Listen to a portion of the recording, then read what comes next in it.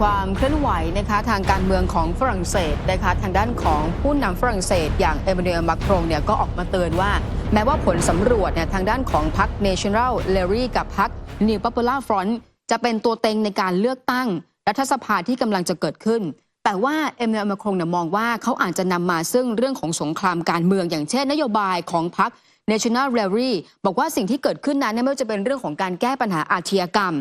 หรือแม้กระทั่งการจัดหมวดหมู่ประชาชนในแง่ของศาสนาและก็กลุ่มในพื้นเพของพวกเขาประเด็นตรงนี้แหละจะนำมาซึ่งความแตกแยกแล้วก็นำมาซึ่งสงครามการเมืองด้วยค่ะครับคุณผู้ชมครับไปดูความเคลื่อนไหวที่เกิดขึ้นที่โอกินาวาประเทศญี่ปุ่นกันบ้างครับคุณผู้ชมครับที่โอกินาวานั้นเนี่ยนะครับคุณผู้ชมก็ปรากฏว่ามีฐานทัพของสหรัฐอเมริกาเนี่ยประจำการอยู่หลายฐานทัพด้วยกันและมีทหารสหรัฐอเมริกานั้นประจำการอยู่ถึง 54,000 คนที่ผ่านมานั้นเนี่ยคนโอกินาวาเองรวมถึงทางด้านผู้ว่าราชการจังหวัดโอกินาวาอย่างเดนนี่ทามากิเนี่ยก็เคยออกมาเรียกร้องหลายครั้งนะให้สหรัฐอเมริกานั้นย้ายฐานทัพเหล่านี้เนี่ยออกไปเคยไปฟ้องศาลด้วยนะครับแต่ว่าท้ายที่สุดนั้นเนี่ยศาลนั้นยังคงให้ทางด้านรัฐบาลกลางของญี่ปุ่นนั้นเนี่ยชนะนะครับก็คือสามารถที่จะขยายฐานทัพในโอกินาวาได้แต่ว่าล่าสุดนั้นเนี่ยคุณผู้ชมครับปรากฏว่ามันเกิดเหตุที่น่าสลดขึ้นอีกครั้งหนึ่งกับทางด้านพลเมืองญี่ปุ่นนะครับนั่นก็คือมีทหารของกองทัพอากาศสหรัฐวัย 25 ปีครับไปล่วงละเมิดเด็กเพียง 16 ปีนะครับเมื่อวันที่ 24 ธันวาคมที่ผ่านมาแล้วปรากฏว่าตอนนี้เนี่ยก็มีการดำเนินการจับกุมตัวทหารคนนี้ได้เป็นที่เรียบร้อยแล้วก็จะต้องมีการพิจารณาคดีครั้งแรกเนี่ยในวันที่ 12 กรกฎาคมนี้เหตุการณ์ที่เกิดขึ้นนั้นเนี่ยครับคุณผู้ชมครับก็คือเขาบอกว่าเด็กคนนี้เนี่ยถูกทหารของสหรัฐอเมริกาเนี่ยนะครับไปเจอที่สวนสาธารณะ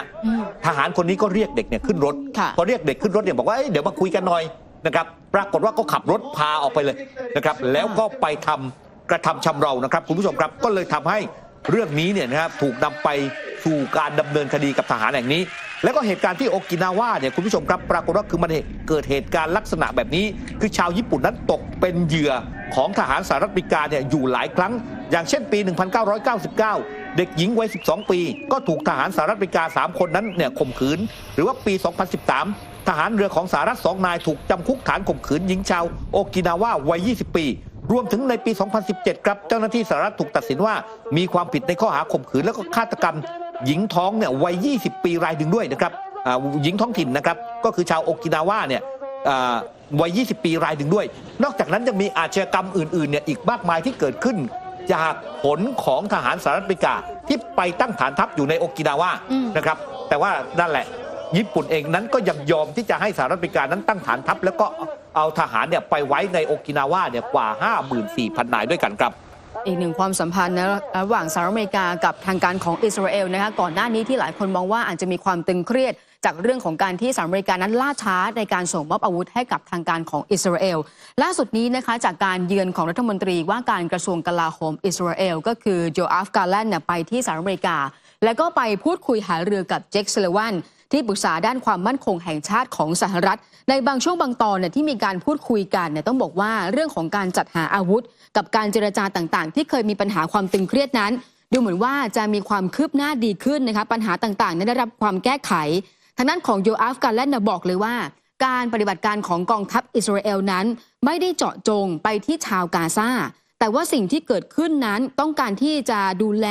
แล้วก็ขณะเดียวกันเนี่ยอำนวยความสะดวกให้กับพี่น้องชาวปาเลสไตน์ในฉนวนกาซาเพราะว่าทางกองกำลังของอิสราเอลนั้นมุ่งแต่เฉพาะในการต่อสู้หรือว่าโจมตีกับผู้ที่พยายามทำร้ายกองกำลังของอิสราเอลเท่านั้นค่ะครับในขณะที่ความเคลื่อนไหวของประธานาธิบดีเรเซป เทยิป เออร์โดกันผู้นำของตุรกีนั้นเนี่ยได้กล่าวในการประชุมรัฐสภานะครับเกี่ยวกับการที่ตะวันตกนั้นเนี่ยให้การสนับสนุนของอิสราเอลในการโจมตีเลบานอนและก็จะแผ่สงครามไปทั่วทั้งภูมิภาคบอกว่าอิสราเอลซึ่งทำลายล้างฉนวนกาซาดูเหมือนว่าตอนนี้กำลังมุ่งเป้าไปที่เลบานอนแม้ว่ามหาอำนาจตะวันตกจะพูดแตกต่างออกไปเมื่ออยู่ต่อหน้ากล้องแต่เบื้องหลังพวกเราเห็นว่าพวกเขาเนี่ยสนับสนุนอิสราเอลให้การสนับสนุนเนี่ยครับในการที่จะทำสงครามทางด้านเรเซป เทยิป เออร์โดกันก็บอกว่าแผนการของนายกรัฐมนตรีเบนจามิน เนทันยาฮูผู้นำอิสราเอลจะแผ่ขยายสงครามไปยังทั้งภูมิภาคโดยได้รับความยินยอมจากตะวันตกและจะนำไปสู่หายนะครั้งใหญ่โลกอิสลามและประเทศพี่น้องในตะวันออกกลางควรตอบสนองต่อแผนการนองเลือดเหล่านี้อย่างไรก็ดีเนี่ยก็บอกว่ากลับสังเกตได้ว่าโลกอิสลามนั้นกำลังทำตัวเหมือนถูกฝังไว้ตั้งแต่นี้เนี่ยครับมีตุรกีที่ยืนหยัดเคียงข้าง พี่น้องชาวเลบานอนและตนขอเชิญชวนประเทศต่างๆในภูมิภาคนี้ให้ยืนหยัดเคียงข้างเลบานอนด้วยนะครับซึ่งคำพูดของเรเซป ทอยยิป เออร์โดกันนั้นมีขึ้นขณะที่หลายฝ่ายนั้นกำลังกังวลนะครับถึงภัยคุกคามที่กำลังรุนแรงขึ้นโดยเฉพาะเนี่ยครับเมื่อกองทัพของอิสราเอลนั้นประกาศนะครับจะทำสงครามเต็มรูปแบบกับกลุ่มฮิซบอลเลาะห์ที่อยู่ในทางตอนใต้ของเลบานอนนั่นเองครับรวมไปถึงล่าสุดนี้ก็มีการโจมตีนะคะไปในพื้นที่ที่องค์กรแพทย์ไร้พรมแดนเนี่ยมีการปฏิบัติงานอยู่แล้วก็ทำให้มีบุคคลคนหนึ่งซึ่งเป็นหนึ่งในทีมงานขององค์กรในกาซาก็คือฟาดีอาวาดียานะถูกสังหารนะคะแล้วก็รวมไปถึงพลเรือนคนอื่นๆด้วยเป็นเด็กอีก3 รายด้วยกันทางด้านของผู้จัดการฝ่ายปฏิบัติการในพื้นที่ขององค์กรแพทย์ไร้พรมแดนเนี่ยบอกว่าการโจมตีแล้วก็ทำให้มีผู้ที่เสียชีวิตแบบนี้มันเกิดขึ้นอยู่บ่อยครั้งแล้วนี่เป็นการสูญเสียบุคลากรคนที่6ขององค์กรแพทย์ไร้พรมแดนขณะที่กองทัพอิสราเอลเนี่ยออกมาตอบโต้แล้วก็บอกว่าตัวของฟาดีอาวาดียาคนนี้เนี่ยมีฐานะเป็นสมาชิกกลุ่มอิสลามิกยิฮัดด้วยนะคะซึ่งหลังจากที่ได้มีการขยายสิทธิ์นะคะทางด้านของชาวยูเครนนั้นจะได้รับสิทธิ์ทั่วกันเหมือนกับทางด้านของชาวสหภาพยุโรปไม่ว่าจะเป็นใบอนุญาตมีถิ่นที่อยู่การเข้าถึงตลาดแรงงานที่อยู่อาศัยความช่วยเหลือทางการแพทย์ทางสังคมแล้วก็รวมไปถึงการศึกษาด้วยค่ะในขณะที่สหภาพยุโรปนั้นก็เตรียมที่จะลงนามข้อตกลงความมั่นคงกับยูเครนนะครับโดยข้อตกลงนั้นจะระบุถึงความมั่นคงของสหภาพยุโรปที่จะช่วยเหลือยูเครนใน9 ด้านของนโยบายความมั่นคงและกลาโหมไม่ว่าจะเป็นการส่งมอบอาวุธการฝึกทหารความร่วมมืออุตสาหกรรมกลาโหมรวมถึงเรื่องของทุนระเบิดโดยข้อตกลงดังกล่าวมีจุดมุ่งหมายเพื่อเสริมข้อตกลงที่คล้ายกันก่อนหน้านี้ระหว่างยูเครนกับพันธมิตรในขณะที่ยูเครนนั้นยังคงป้องกันการ